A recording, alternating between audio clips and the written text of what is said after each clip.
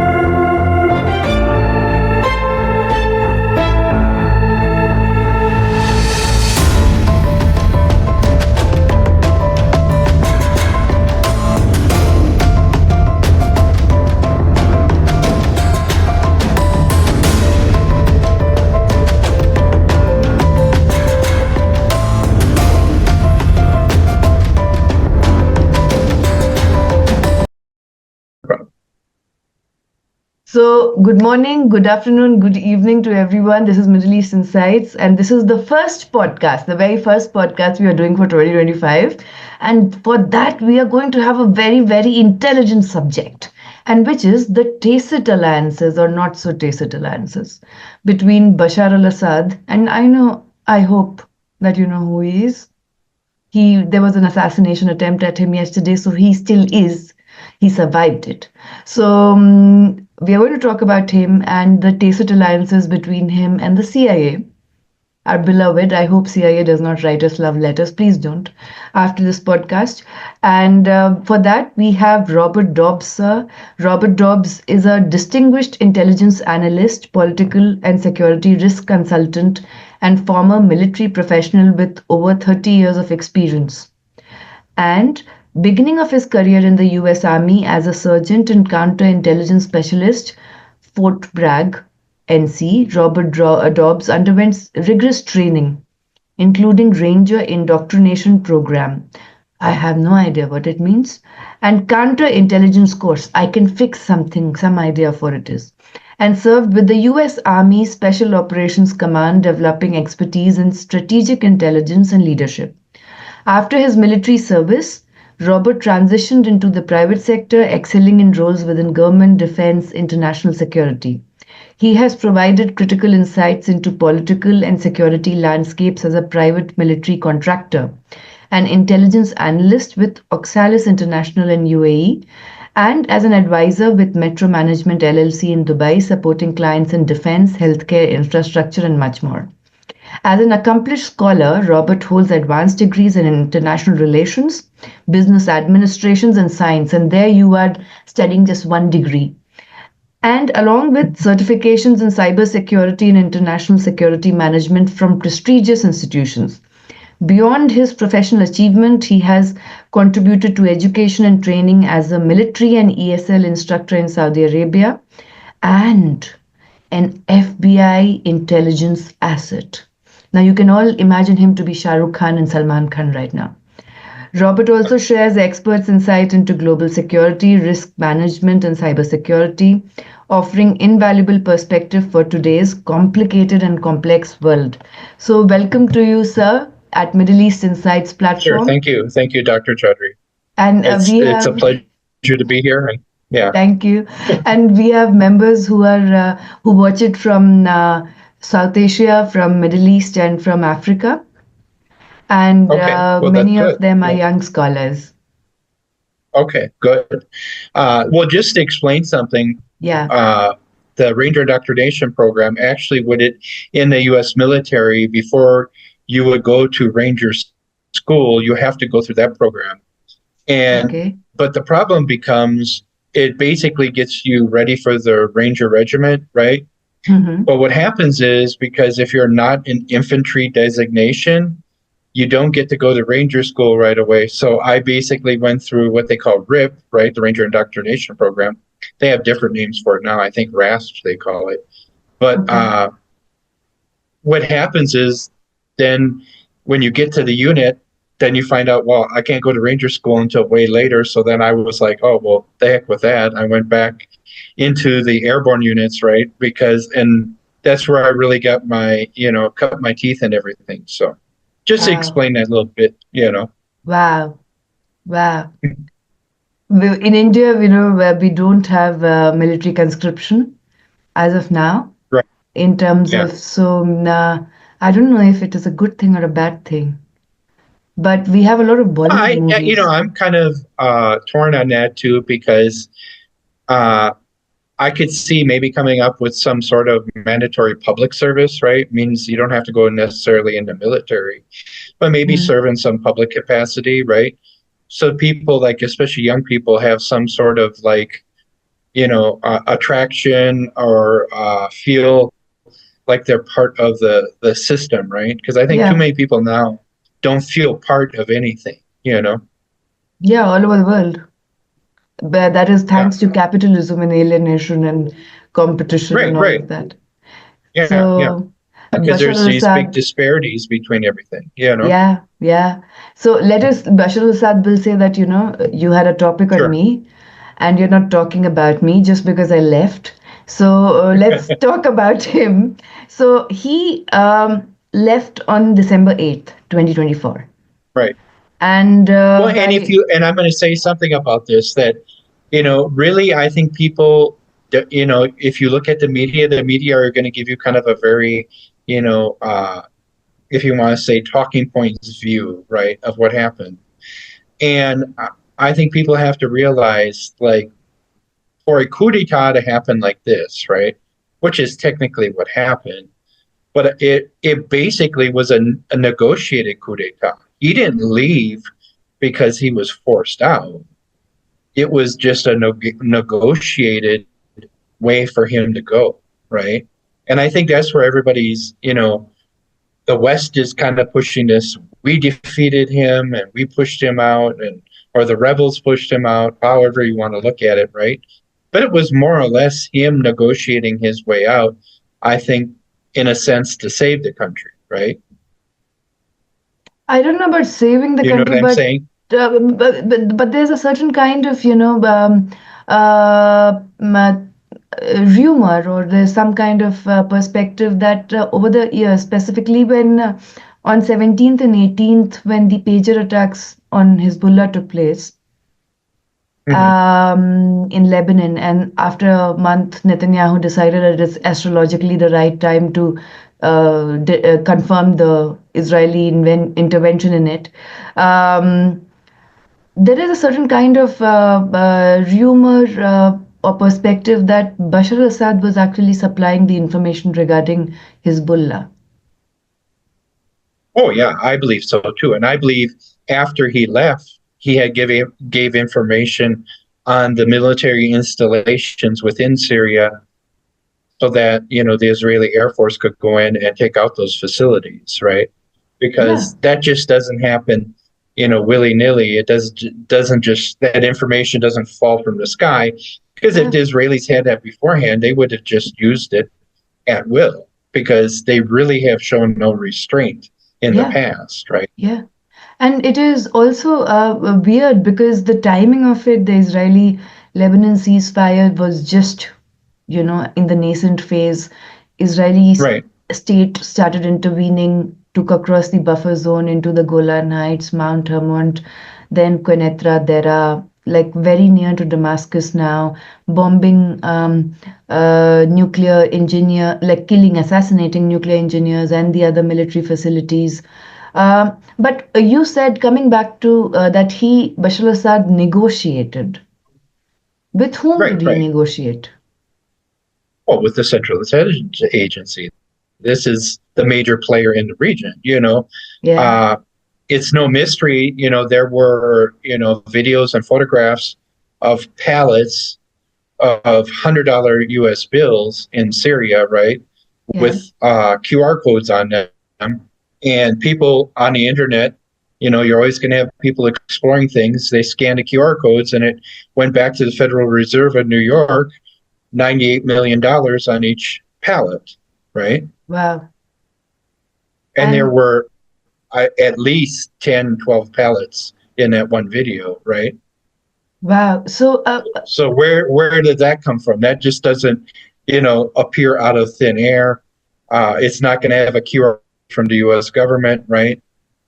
And it's just kind of strange how these things all coincide and happen at the same time. And then the reports of Bashar Assad basically had moved up like $173 billion to Russia as he left. So yes, yes.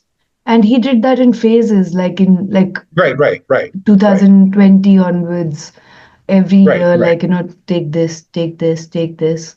And Oh yeah, because these guys always kind of create a parachute for themselves because he knows he's been targeted for over a decade, right?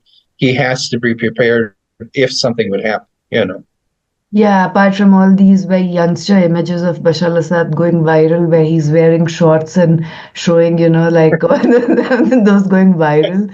And one thing which I didn't understand was, out of all the neighboring countries to Israel, Syria Mhm. under Bashar al-Assad was comparatively much more peaceful for Oh Israel. yes, and I would say if you look at before the revolution, even I personally knew a Syrian man when I was in the United States, right? He flew back regularly. He was Sunni Muslim, right? Flew back regularly to Syria. He had family there and everything. Never encountered any problem. Never was like interrogated because he's American and Syrian, right? Never had any issues. In fact, he like enjoyed going back, see his family, spend a month or two there, and come back. So, And yeah, if you look at, there was relative peace up until that point. yeah, and one thing which I also don't understand is, like, by magic, suddenly we have this militant um, celebrity, Jolanina, Hmm. who wants to stay Right, in power for 4 years, right. and elections will happen after 4 years in Syria, whatever. He has selected his own, like, cabinet and all of it. Um, One thing which I didn't understand is, and maybe I'm being very critical of CIA, but be it Osama bin Laden, Hmm. or be it even the emergence of Taliban, there was, I'm not saying that CIA, sometimes I believe that they created it, but then other scholars say, oh, come on, you think it's so ubiquitous. But I'm, uh, I you know, would say like, you're spot on because reality is that they did create this. Well, they created the Mujahideen in Afghanistan specifically to topple the Soviets, right? yeah, And you could say that was and at that point, Osama bin Laden was an asset to the CIA. That's a known yes, fact, yeah, you know. And it always seems, and like we kind of discussed the other day about this, how Gaddafi talked about yeah, be careful making a deal with the devil, right? yeah. And Because that he, speech he is going comes to viral. collect. Yeah, he comes to Yeah, collect, and not that Gaddafi was very inspiring, though he was completely another fashion freak in himself. But right. one thing which I think right now is that HTS is a Turkish-Israeli CIA coalition. Right. You're seeing that there's all these different collaborative groups now, right? Where they're kind of were separate, but now they're kind of together, right? Which begs to see how this will work out in the future. But so far, it looks like they're all coordinating with each other and kind of following under this Jelani's leadership, right? You don't see any real cracks at this point, you know. Yeah, Could in the future. It depends if somebody gets, feels alienated or something and, you know, wants to grab for power too. That could happen. Or like we say with the CIA, right? Once you're in favor with them and then quickly you can become out of favor with them yeah, yeah, it and is. somebody else is there, and And also, it was something which was also very weird in the entire, the first thing was it happened so quickly without me realizing what it is. Like, tuck, tuck, tuck, tuck, like, well, 27. that's what I'm saying. This isn't sporadic, right? Yeah, Because for over a decade, they really couldn't make any advances, right? Assad's forces held their territory. The Turkish forces, back forces held theirs. The Kurds held theirs. The Islamists held theirs, right? It was kind of a stalemate, right? And then all of a sudden, we're supposed to believe out of nowhere, right, that, magic comes down yeah. and, Assad's forces just flee. And, I've seen videos where they showed Russian troops, right, taking video of, Assad forces just walking off, like they've been told, go, right? It's over. Uh, And the yeah. Russians were pissed about it, if you want to say, right? Because they're still there kind of fighting, kind of protecting their bases, everything. And they're watching all these guys just walk off. Yeah, but there's one other which is perspective on this is that for the past since 2011, what was happening in Syria is that the air was controlled by the Russian and the land was Mm-hmm. controlled by Iranian and Hezbollah militants within Syria. So the Syrian Right. army actually didn't have much power to take any action or autonomy. They felt very alienated by the Russians and the Iranians and Hezbollah within their own country. Mm-hmm. So when the time came, they Right. were like, let's go. Right. But I think that more or less, too, there were orders coming down, right? And then this goes to, there's, you could say, very heavily rumored, right, which tends to be probably true, is that, Assad basically was given an out. And this normally happens where, especially if U.S. government's involved, even if it's a bad dictator and they want to give him an out, and maybe even Putin negotiated an out for him, right? That these leaders are given away to get out, right? Unfortunately, Gaddafi, I think he burned so many bridges, right? Yeah, Because he was constantly vocal yeah. that, they had to silence him, right? They couldn't keep him in captivity and talking, right? Because in a way, he knew too much, you know. Yeah, and he had his own green book and so much of ideology, which was like he didn't see himself lesser than Nasser. Well, He right. wanted to be the next, the uniting factor for the Arab world. But one thing which there are two perspectives further which I came to know. One was that Bashar al-Assad told his political advisor Buthena that he go to the palace. I'll be coming on 8th of December, and from there he moves to Tartus. Buthena is in the palace waiting for him, and from Tartus he Hmm. goes to Russia, to Moscow. Right. His brother Mahir al-Assad, who was the head of the military intelligence, didn't even know that Bashar had, fled.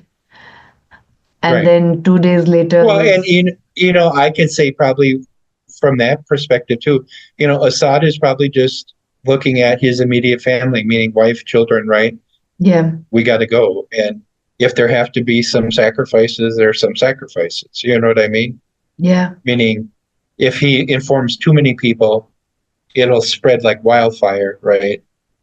And maybe he doesn't get out, you know, you know what I'm saying? Yeah. Yeah. That he's, yeah. And I would say that that's one thing, irregardless of, he had mistresses and all these other things, right? He actually took care of his family very well, meaning his immediate family, wife and children, that he was very protective of them, That is why his wife supposedly in a rumor wanted to divorce and get citizenship in Right, London right. on under medical treatment, and she was like the fashion diva, for the Arab world, Yeah, yeah, make so much of money yeah, from luxurious items, and right. it was I don't know, it's like it's I don't know, it feels like Game of Thrones, one chapter after the other. Yeah, yeah. And then we come to know that Bashar al-Assad wants to start his own podcast, start his own ophthalmology clinic in Russia and Dubai, and he wants to do this and that, and finally he's suddenly poisoned and he can't breathe and he survives it, and it's like, oh. So there's so much of drama which is going around, and Right, right. today Germany And is definitely yeah, Putin and the FSB aren't going to poison him. That would be just stupid on their part, right? Meaning they can create an accident, they can create a fire or whatever, right? If they were going to do something, outrageous like that. But more or less, Putin isn't going to do anything to draw attention that he took him out, fall from a window, things like that. yeah. And I think people kind of make Putin too much of the villain all the time.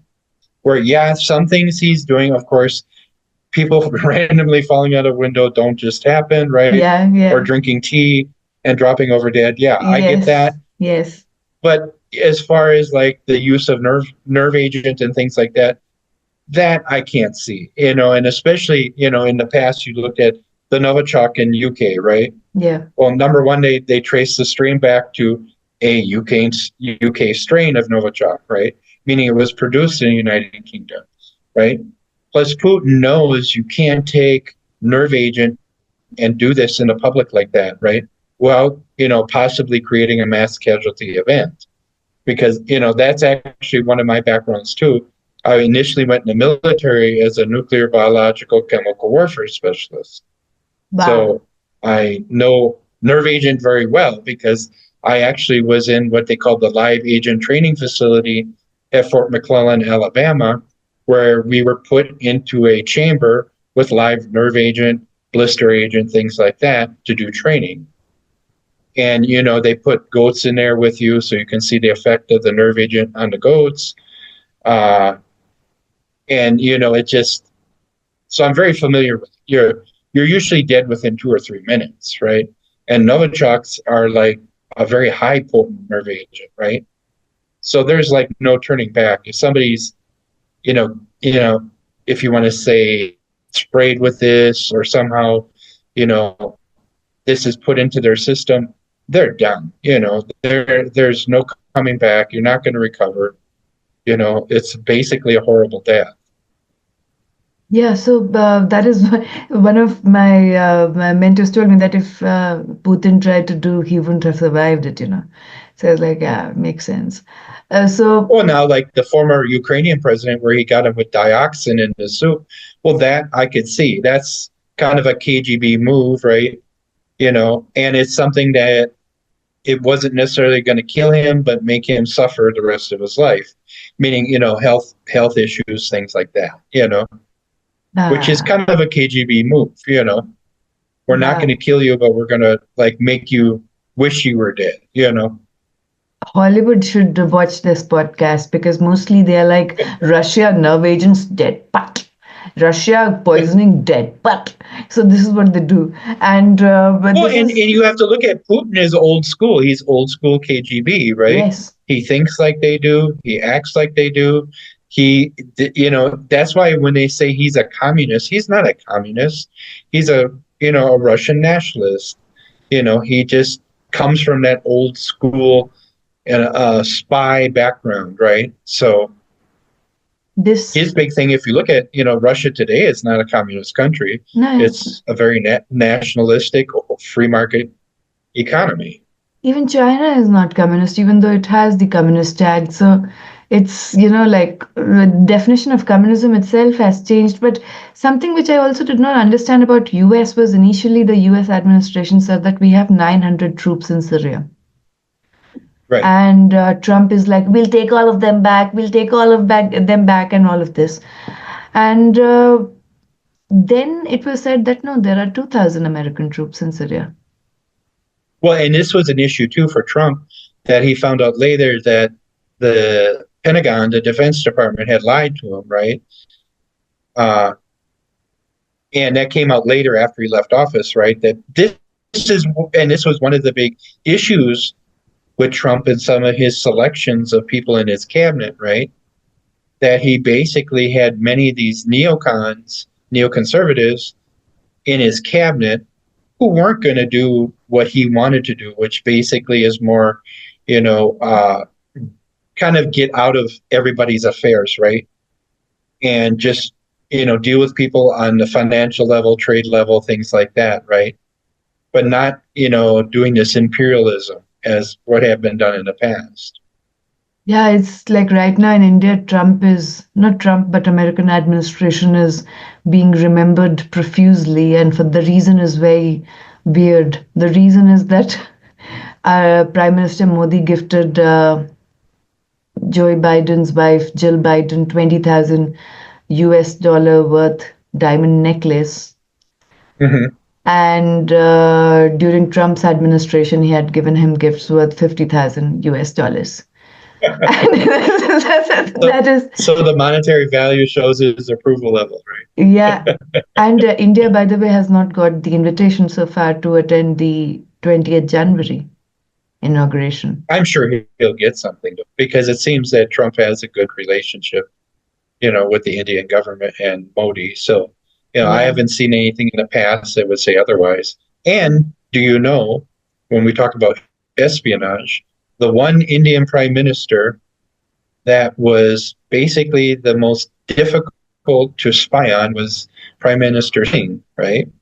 You remember this is, decades ago, because he would not use technology. Wow. And this, had come out after he had left office and everything, that he used a regular phone. He didn't use a laptop, right? He didn't use cell phone, didn't, any of these things, right?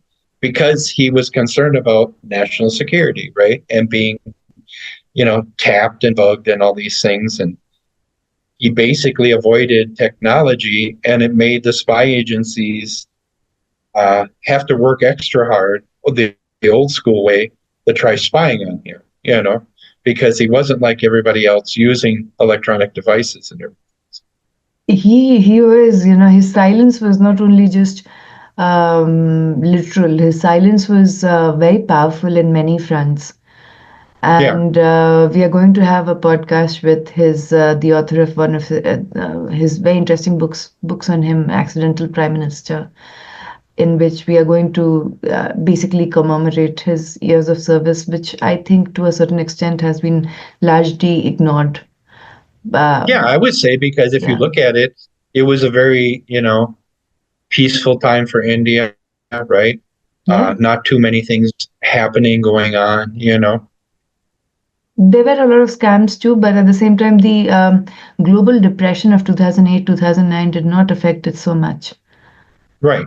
Like it is affected. No, overall, I would say he was a good leader, like a quiet leader, but a good leader, Yeah. And usually if it's quiet, it's good, Yeah, it is, which makes it very comparative. But anyway, the point is that coming back to Israel, how do you see, what is the end goal of Benjamin Netanyahu when he recovers from his prostate cancer?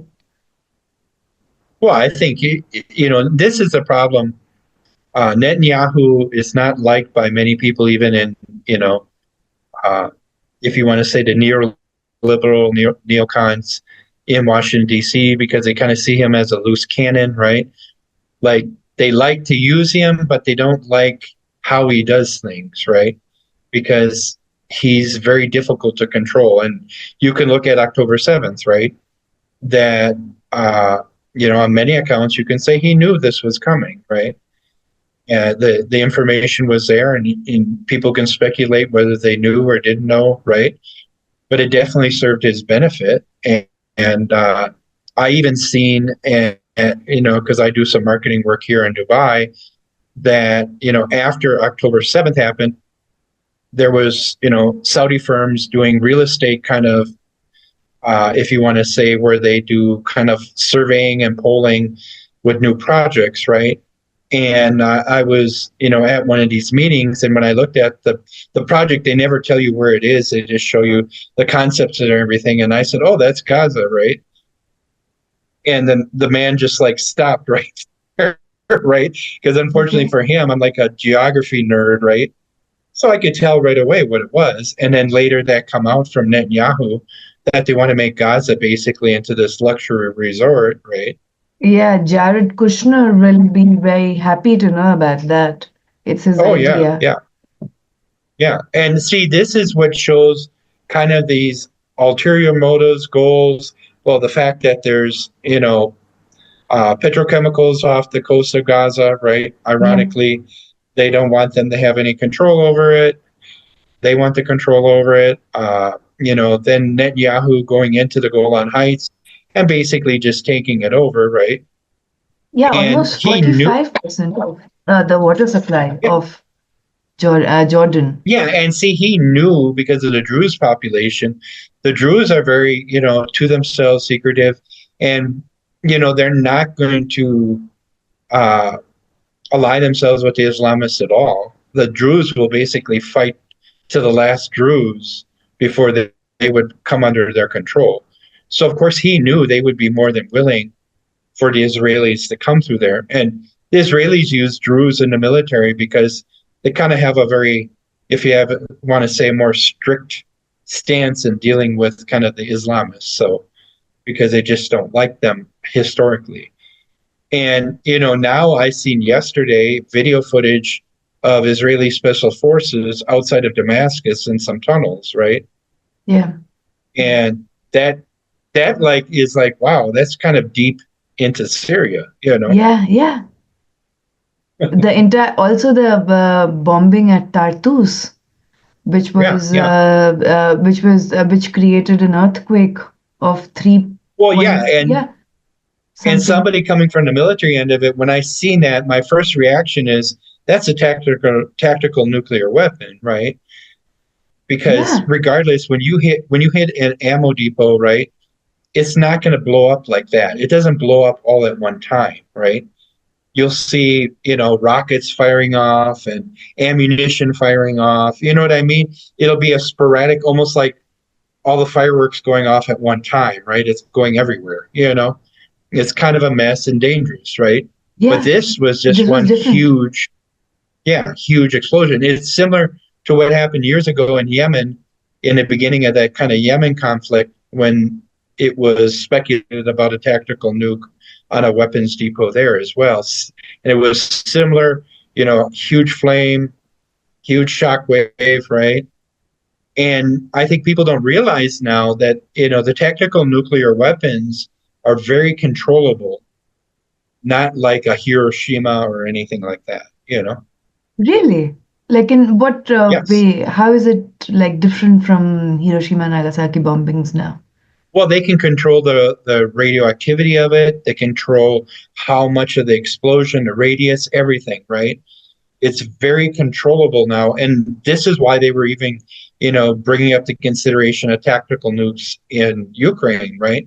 Because it could be used against the Russians and really not create that much, if you want to say, fallout where it would damage property that people couldn't go back for 100 years or anything like that, right?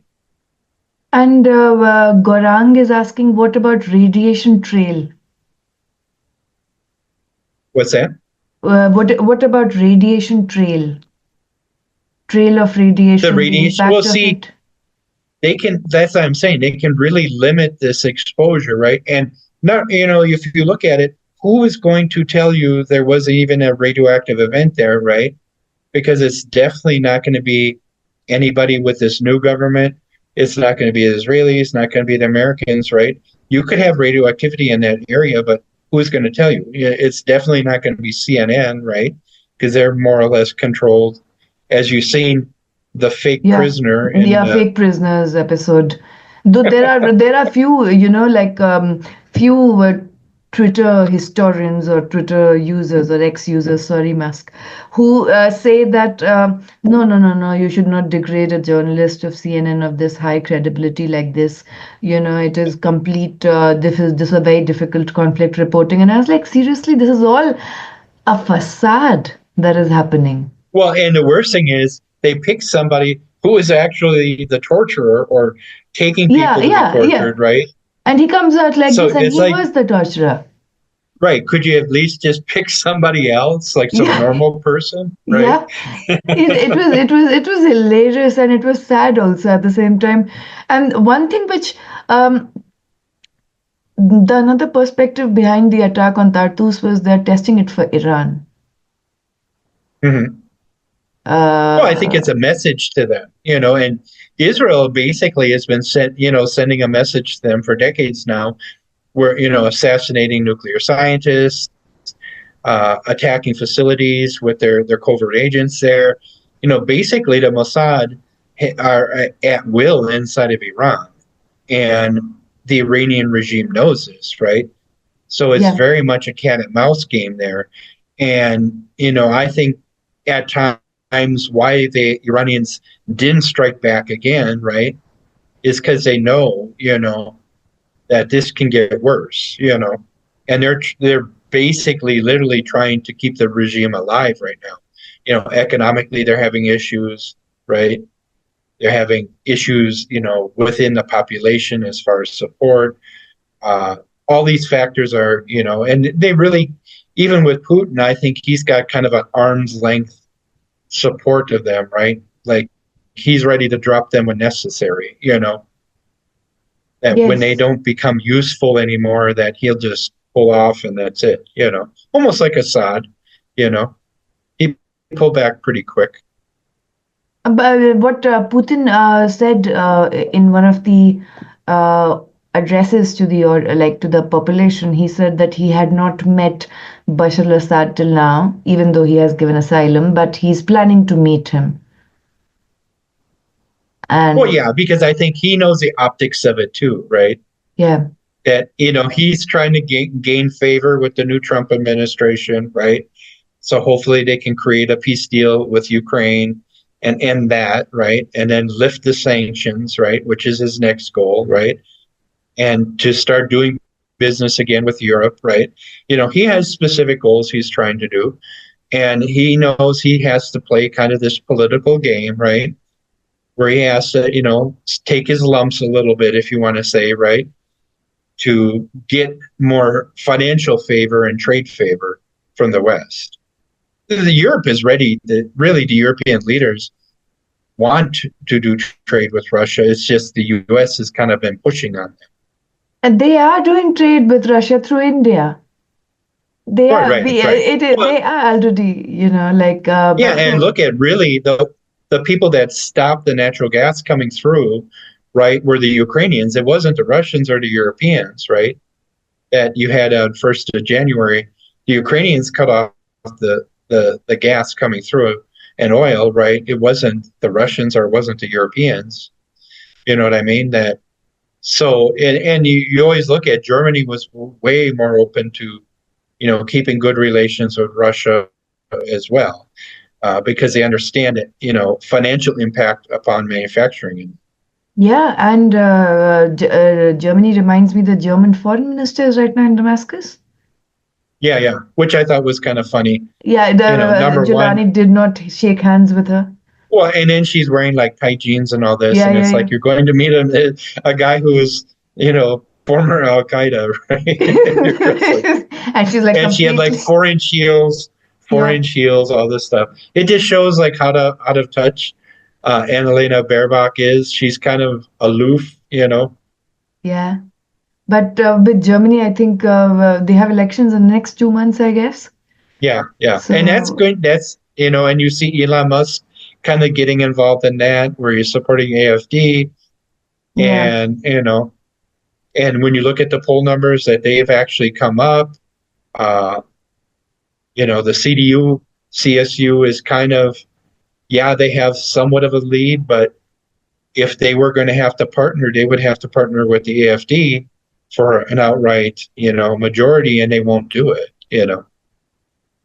Which I think I is kind of dumb. It's kind of dumb because both of those parties are very close in policy, just some differences, right? But SPD and CDU definitely have no kind of, cohesion, right? One is left, one is center right. though I'm not, very well versed with German politics, but after Hitler, lost the track. But the point is that the entire Germany is going through an economic hardship turmoil right now. Right. And the inflation, the standard of living, the mortgage rate, all of that is very similar to what US was going through before the elections in terms of the same patterns of Yeah, economy. yeah. So I guess Well, not the only, biggest issue was the immigration didn't pay off like the coalition said it would, right? The yeah, coalition said, bring all these people in. Yes, we'll spend money on social services, but we'll get it back when they're in the workforce, right? yeah, But then what happened is they came out saying it's going to take 6 to 7 years to train most of them just to a basic level, right? That means just like factory worker level, right? 6 to 7 years, you and know, that is what they have and the stopped. economy doesn't have that time. Yeah, they don't. And technically, if I look at it as a nationalist Yeah, for yeah. any Well, and country, that's why, yeah, because, it makes sense, and they well, have and stopped all the, the the fact is, refugees right, coming right. over.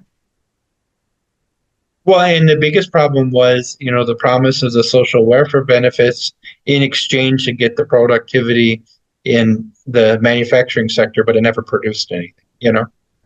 Yes, that is. Let's see what happens in Yeah, two because more. even via VW is, on the verge, it might disappear, right? These different auto companies and it, which Yeah, is unheard of. it it is a very like specifically, which makes me also crave to buy the recent autobiography of Angela Merkel to figure Hmm. out one thing which I don't know if she talks about is the sudden, like the fluttering of her hands and her Oh yeah, body. Parkinson's. Yeah, Is it yeah, Parkinson's yeah. or it was Parkinson's, I believe. induced? Yeah, I believe Okay, it was Parkinson's. okay. Yeah. So that but it was And I think very, that's why she knew she was at the end of her time. yeah. But we'll have a go at the autobiography of her as a very strong woman leader of her own times. Yeah. Anurag is asking a question, sir, which is that after the collapse of Assad regime and the announcement of the Syrian Salvation Government, European countries like France and Britain have started reaching out to Jelani and the government. Is it done to facilitate the return of Syrian refugees from the West? Well, I think that's part of it, right? That for Europe is a major concern, right? They want these refugees gone. Even Turkey wants them, Yeah, sent back. Jordan, right? Because Jordan, people forget Jordan. Jordan took millions of people.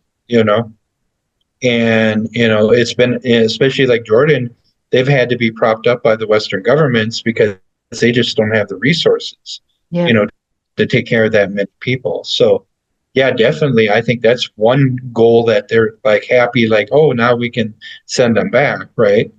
Yeah. That's if they're not citizens, right, in those countries, right?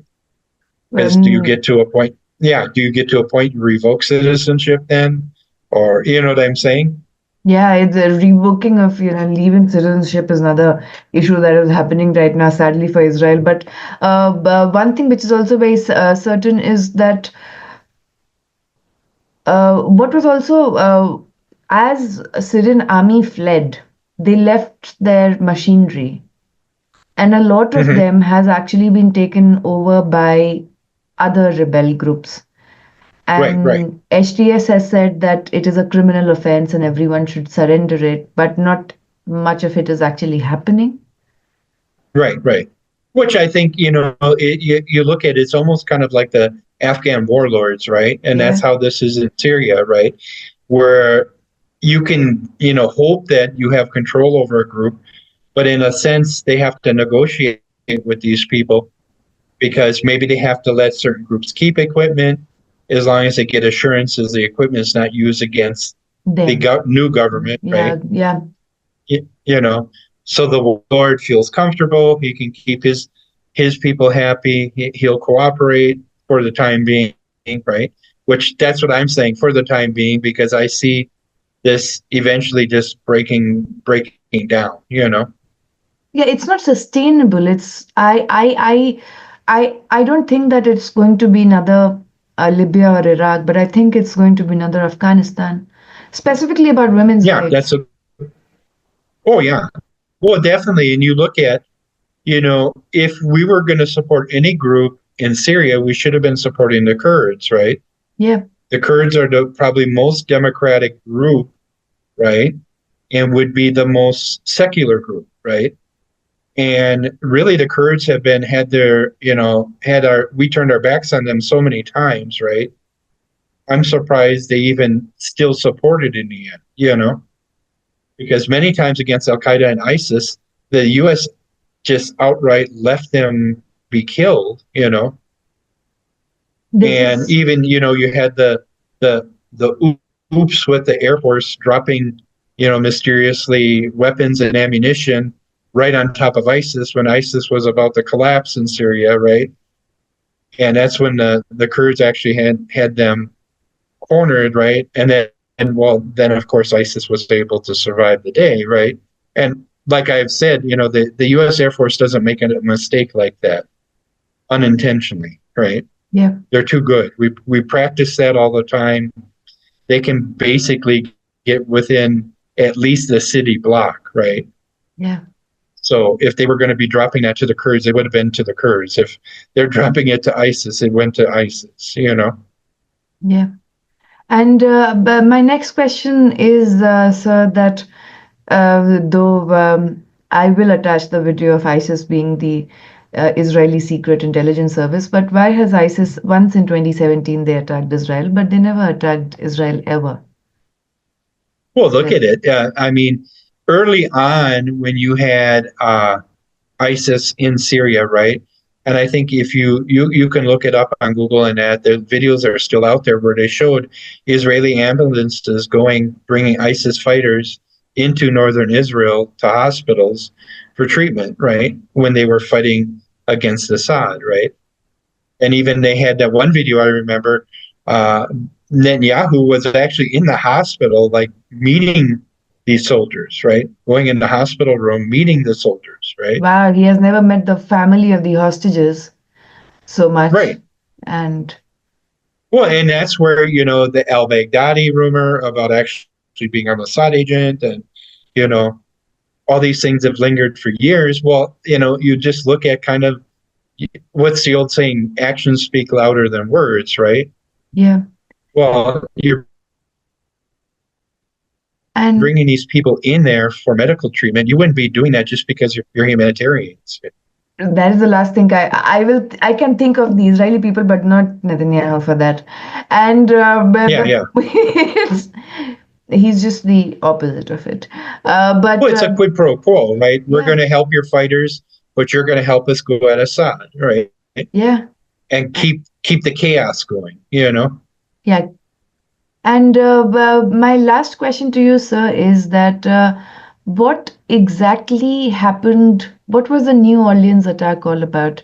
Because it has the one perspective is that it has Mossad written all over it, just as the one which was on the football game in Which Amsterdam. one's that? The football game which was in Netherlands, in Amsterdam, I think. There was Okay, this yeah. Oh, last, and even I would say look at what just happened this week in U.S., right? yeah, In New yeah, Orleans and Las Vegas, right? yeah,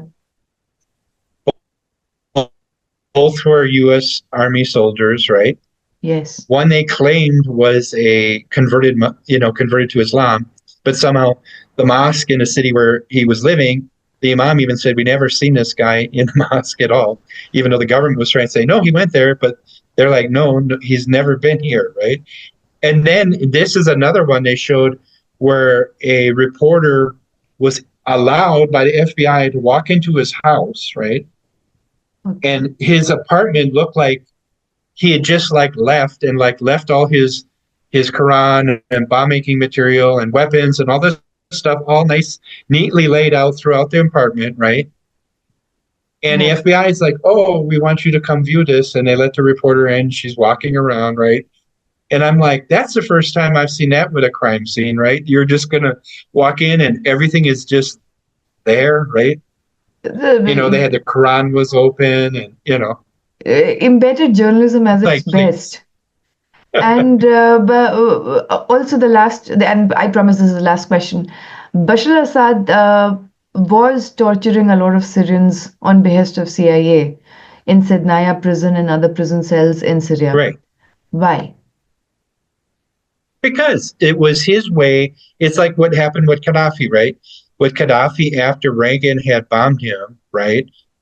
That Gaddafi knew he couldn't keep, you know, this 100% support for the PLO, work with the Soviet Union, right? Kind of, you know, this pan-Arabism and all this, right? That he had to make the deal with the devil to pull some heat off of him, right? Because he knew the Americans would just keep after him then, right? So he kind of made that deal too. The CIA was, you know, using black sites in Libya as well, right? And they're doing this because it's this quid pro quo, you know. That's why people don't realize, like, when you see things, there's what they call reality and perception, right? Perception is, oh, US hates Bashar Assad, right? But then you find out the CIA is doing all this business with him. I would even say, if you look at that Captagon factory, right? Yes. That, you know, you've seen the video, right? Now tell me the CIA would not know that he had that, right? Would not know he's exporting this stuff wherever, right? And It is the couldn't do largest anything drug about it. market. Right. And couldn't do anything about it. And ironically, all ISIS and Al-Qaeda are using Captagon, right? So Yes. It is like, you know, that is another, drugs are another form of and violence. this is the thing people don't realize, the CIA, and this is well documented, you know, being involved in the illicit drug trade around the world, right? It's how they finance their operations, you know, even to the point where they were doing it within the United States as well. You know, the Gary Webb and Kill a Mockingbird, right? The US reporter that opened up the whole Iran-Contra cocaine thing, right? Yes, yes.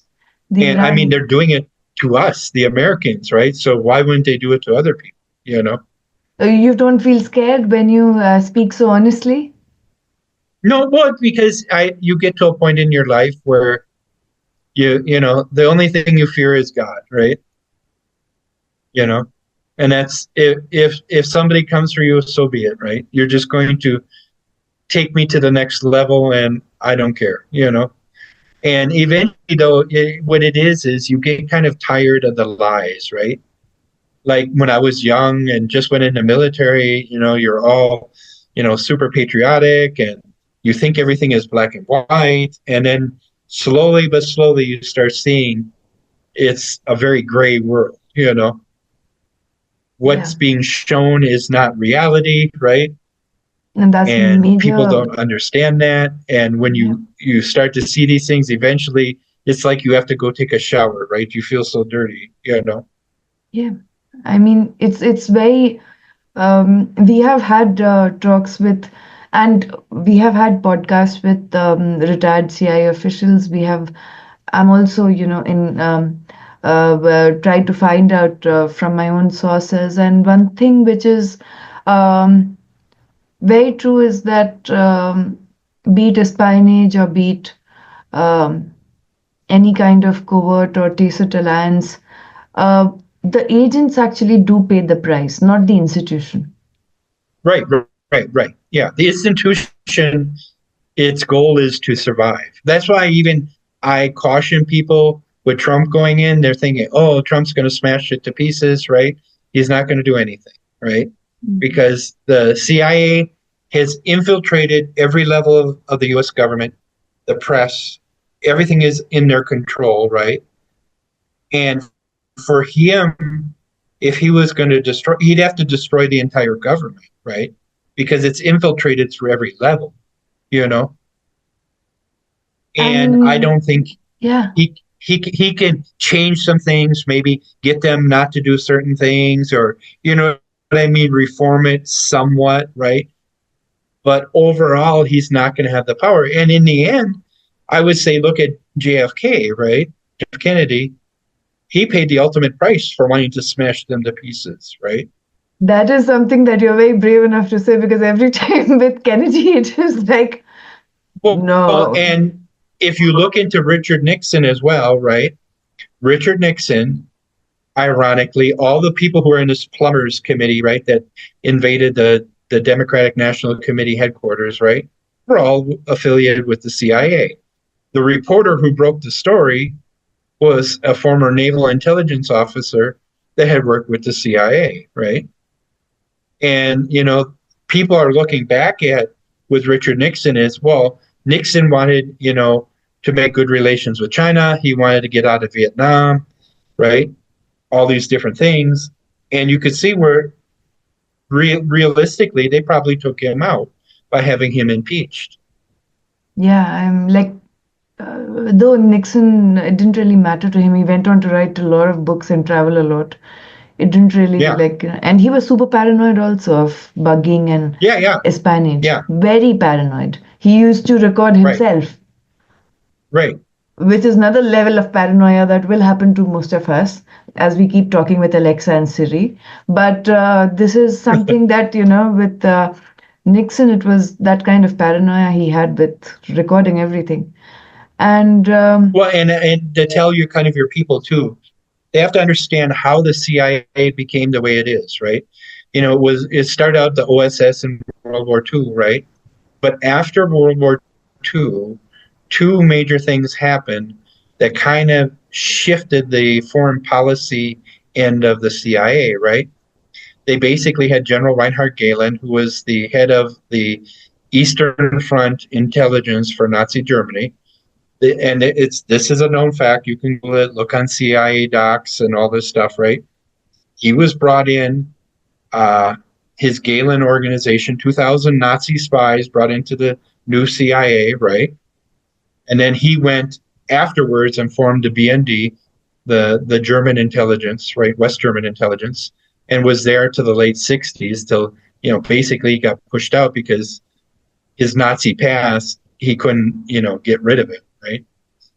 And they couldn't protect him anymore and he had to leave, right? So really the CIA was shaped by that. And then another one who just recently now more information has come out is called Heinrich Mueller. Heinrich Mueller was the head of the Gestapo, right? And a lot of documentation has come out that he was taken in by the CIA as well after World War II. And if you listen to some of the historians will talk about this, they talk about how, you know, kind of the foreign policy shift happened after World War II, this Cold War, right? This kind of, you know, ongoing war, imperialism, right? yeah, That U.S. sovereignty is throughout the world, not just the U.S. shores, you know. yeah, yeah. This is, thank you so much, sir, for the privilege of your time. Sure, And I'm going to add a lot of, like all the videos which are, because we understand the videos we are talking about, but I'll insert it sure, for sure. the those who are going to watch, so that they can also have a look at how Right. Assad looked when he was in his 20s, and all the pictures of CIA and what is Oh, in the yeah, yeah. Syria and all of that, so that people can get, because those are now much more, even the acronym of ISIS, that video also, and Gaddafi's video also, all of that I'll insert in this, so that it becomes more relatable for the audience that has not been very Oh, yeah. Well, addicted even to you should look X. for the some of the stuff they found in Assad's palace, where he had like, you know, Yeah, hand drawn pictures by his children and all. He was basically like a normal human being. Okay, on one hand, he's this brutal dictator, and on the other hand, it's like he's a family man as well. That's why I said you have to at least give him credit for that. He wasn't like a Saddam. Saddam was, you know, psychopath. You know, his sons became psychopaths, right? You know, he wasn't the best dude, right? But at Yeah. least it seemed like Assad had some redeeming character of himself, you know? Yeah, in his defense, even though I'm not a sadist, but in his defense, he never wanted the job. It was Yeah, forced well, upon yeah. him. What do you do when your father dies and Elder brother dies, you're, and younger brother is a yeah, psychopath. yeah. So, So yeah, and you're forced into it. You're a medical doctor, right? yeah, And he probably had kind of a playboy lifestyle before that, so he's probably not really prepared for it. You know what I mean? Because I would say his father was a fox, yeah, and that was kind of his nickname too, because his father knew how to play the whole world stage, and why he was so successful, right? yeah, and the Hama massacre and all of it, which 1982, and the kind of the diplomatically he was very cunning and very shrewd and knew how And I think to. I think on some level too, he had some deals with the Israelis, right? Because if they Yes, wanted to had taken him out, they would have taken him out. But I think they needed him in power because he was a very powerful leader, right? yeah, So in a way, the devil you know is better than the devil you don't, don't right? know. Yeah, And he could keep the Islamists and everybody, like Saddam, right? Kept everybody under control. yeah, and even others like Nasser and Gaddafi and others who like they tried, they have, it's the worst kind of, when you look from it from the humanitarian perspective, that on one hand, there's so much of humanitarian intervention and all of it. On the other hand, there's the military industrial complex, then there's the deep state, the private contractors, and all of it. Right, Uh, right, uh, and WikiLeaks is saying about it from 2016 onwards, hmm more vocally. right, And right. thankfully, Assange is back and will be more vocal if he has it in him. Well, I'm going to tell you, I had explained this way by an Arab guy I know here, right? And he said, you have to understand you can never put democracy in the Middle East, right? Because he said, we're not like that. He said, if you give us Arabs, and he's speaking himself and everybody, too much freedom, we're like the child that you don't discipline, right? We get out of hand, out of control, right? So he said, we need a leader that's like father with the stick, right? That the father will use the stick on you to get you back in line and keep you straight, right? And he said that's why you see the strong leaders keep the country together, right? And when that leader goes, it just falls apart, Yeah. because democracy isn't like compatible. Yeah, it's this perspective is also very, like Western dominated, and at the same time, Right. it's also uh, for Muslims or for those from the Arab world. For example, the thing in their defense is that, for example, Prophet Muhammad himself was a military man. He was an administrator and a religious head, all of Right. it intertwined into one. So there's no Right. Right. division Right. between the Right. three. Right. So they follow it, and it is but the cost of the humanitarian crisis that we are normalizing, every day. Be it in Gaza, okay, 20 dead, oh, 40 dead today, okay. In Lebanon, again, the ceasefire is not being followed. Oh, in Syria, so many, minorities are at risk. The certain kind of this consumption of human suffering, which has become easy through technology, Right. is a dangerous thing. Yeah. Yeah. No, and Yeah, I think this advent of AI and everything too takes us down a scary path.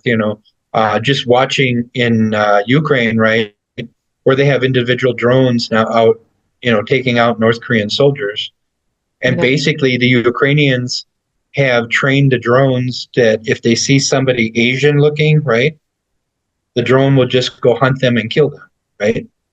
And then they're also using fiber optic wires that are like the thickness of a string, right? Because when they were using when it operated off cellular and that, you could jam those, right? And you could, make the drone fall out of the sky and things like that, right? Well, now they put these very small fiber optic cables on them, and they can go out to 60 kilometers with these cables, right? These wires. And so there's nothing that can stop the drone. The only thing you can do is shoot it down, right? If you can get it.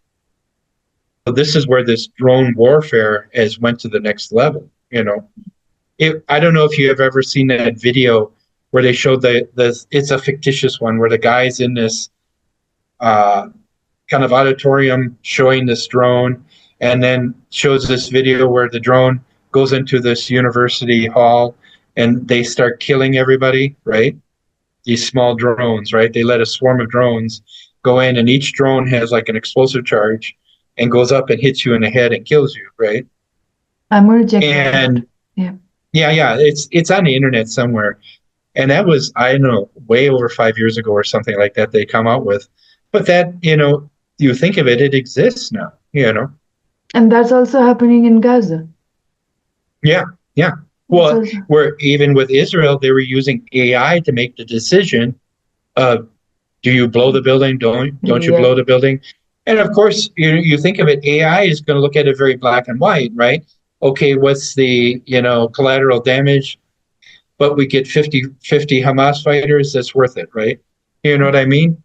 Whatever algorithm they put in there, you're letting a computer decide, where at least with us, we can have empathy, right? We can look at, say you're the drone operator, but you see 3 kids playing outside the building, right? Maybe you don't hit the button and fire the missile, right?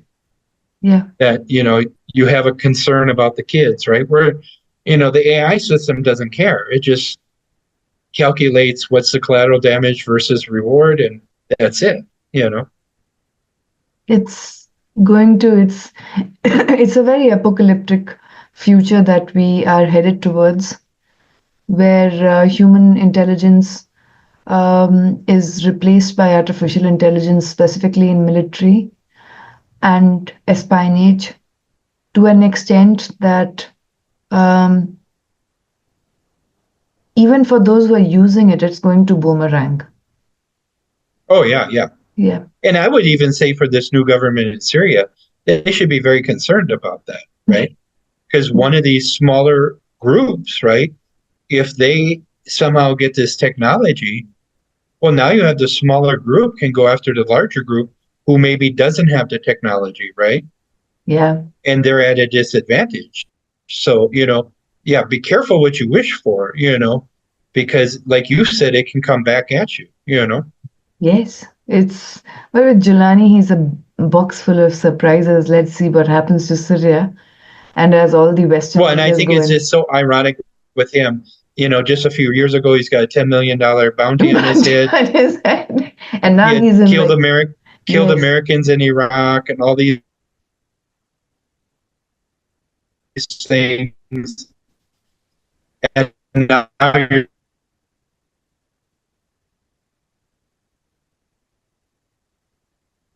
you're supposed to go, oh, all is forgotten, right? Yes, he's in a dashing suit and with specs and Raymond and God knows what and all, completely modernized.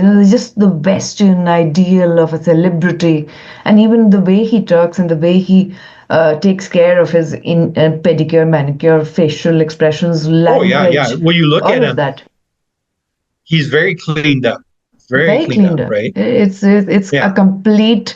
it's not a one person or one rebel group job. Oh, no. And that's why I say you have kind of this reeks of kind of this intelligence, kind of bringing PR people probably in, right? Yeah. We have to give this the best appearance. You have to advise him. He's to keep his mouth shut on certain things, what to say, what not to say, That's why he's not been saying anything against Israel. And no. Well, yeah. No, because in the end, he knows what will happen. They'll just take him out, And like I said, seeing these special forces units in tunnels in the interior of Syria, right? Well, where are the Israelis actually in Syria? Are they everywhere? I'm Yes. almost inclined to say they are. Almost are they giving assistance to the government, right? Yes. Maybe they're helping hunt down Assad's supporters, right? Because Very why would much they be in possible. those tunnels? Very much You know what I possible. mean? Yeah. Yeah, that we have to keep this government propped up and In check, at it. a leash. Well, this happened in Yemen too, where they had Israeli pilots were flying Saudi fighter jets against Yemen because the Saudis just didn't have the well-trained pilots like the Israelis had. So they had Israeli pilots flying Saudi fighter jets. Wow. And then the Israeli academics will question that why are Houthis attacking us? So, Well, exactly. And actually, years ago, the Pentagon, the generals had told Obama, don't go after the Houthis, right? Because the Houthis at the time were after Al Qaeda, the Arabian Peninsula, right? They were kind of keeping them in check, right? And the Pentagon did not want to like attack the Houthis and make an enemy out of them, right? yeah, Because they were cooperating, right? So they didn't want that. But you see how this kind of, like you said, the deep state and everybody, we yeah, can't have peace. We can't have things working. Just like from Iran, the Suleiman, right? yeah, General Suleiman, that how he was taken out. He was actually working with the U.S. government as well, going after ISIS and Al Qaeda, yeah, and he was taken out. yeah. And that was during Trump, Right, 2020. And right. let's see how, and in the other side, Qasim Soleimani is like at the pedestal. And Well, and you look at, I think the real reason of taking him out is they knew he would become the leader of Iran because he was the strongest, kind of contender going that way, right? yeah, And maybe they felt like, well, if he gets there, now we can't control him, right? yeah, We kind of control him now, but if he gets hired, it'll be more difficult. And that's kind of the playbook of the CIA. I always say they're playing chess, but their version of chess is kind of a dirty game, right? That the opponent will never win, even if they think they're going to win. yeah. Let's see how things turn out for um, what kind of And here's intelligence. one fact for your people, so they can know this, right? Back in 1949, the CIA actually overthrew the first democratically elected government in Syria, right? The guy was named Shukri al, what is it, Kawatli or something like that. And so this is why when you see this involvement in Syria, right, it's been for decades. Same as the Some case have even, with Iran and others. right, and some have even speculated when Hafez Assad took over, right, that was kind of a CIA operation as well, because he was supporting his commander who originally did the coup and took over, and then Assad, the father, did a coup against his friend, right, and took power from him. And some have, stated that that was kind of a CIA op too, that they Yeah. didn't want the other guy in, so they took him out. As I said, ubiquitous. Yes. Yeah. So thank you so much, sir, and Sure. for your special and thank you to all those who were able to be present because it's almost more than midnight here.